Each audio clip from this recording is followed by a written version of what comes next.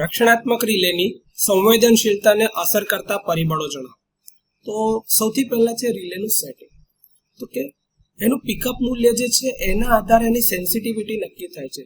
હવે પિકઅપ મૂલ્ય જેટલું ઓછું હશે એની સેન્સિટિવિટીની અંદરનો જે ફેરફાર હશે કાં તો એ સેટિંગની અંદરમાં જે નાનકડો બી ફેરફાર થાય તો રિલે સંવેદનશીલતા એની જે છે એ અસરકારકતા રીતે પુરવાર કેવી રીતે કરી શકે.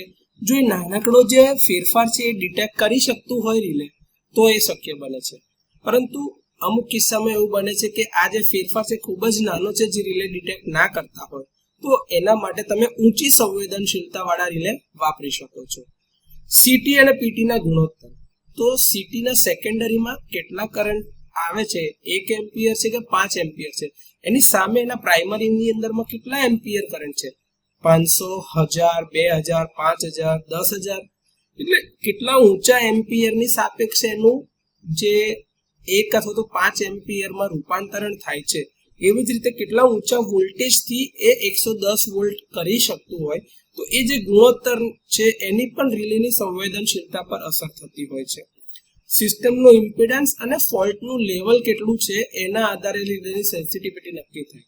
જો એ ફોલ્ટ લેવલ નાનું છે પરંતુ રિલે સેન્સિટિવલી એને સેન્સ કરી શકે છે, એની અંદરનો જે ફેરફાર છે એ માપી શકે છે તો રિલેની સંવેદનશીલતા સારી છે. અથવા તો જો ના થઈ શકતું હોય તો એનાથી ઊંચી સંવેદનશીલતા ધરાવતી રિલે સાથે બદલી શકાય છે. તો આ રીતે સિસ્ટમ ઇમ્પિડન્સ અને ફોલ્ટ લેવલ પણ રિલેની સેન્સિટિવિટીને અસર કરે છે. સાથે કયા પ્રકારનો ફોલ્ટ થાય છે, line to ground, line to line, double line to ground અથવા તો ટ્રિપલ લાઇન ફોલ્ટ. એની સાથે સોર્સનો ઇમ્પિડન્સ કે કયા પ્રકારનો સોર્સ છે, સોર્સ કેટલો દૂર છે, એ બે વચ્ચે કેટલું મૂલ્ય આવે છે ઇમ્પિડન્સની વચ્ચે, ફોલ્ટનો કરંટ કેટલો થાય છે, જનરેશનનો જે ફેરફાર થાય તો ભાઈ કેટલા મેગાવોટ કાં તો કેટલા કિલોવોટ બદલાય છે, કેટલા રિલેટિવમાં તમારો રિએક્ટિવ પાવર કેટલો છે, એના જે ફેરફારો થાય છે એની પણ રિલેની સેન્સિટિવિટી પર અસર થતી હોય છે.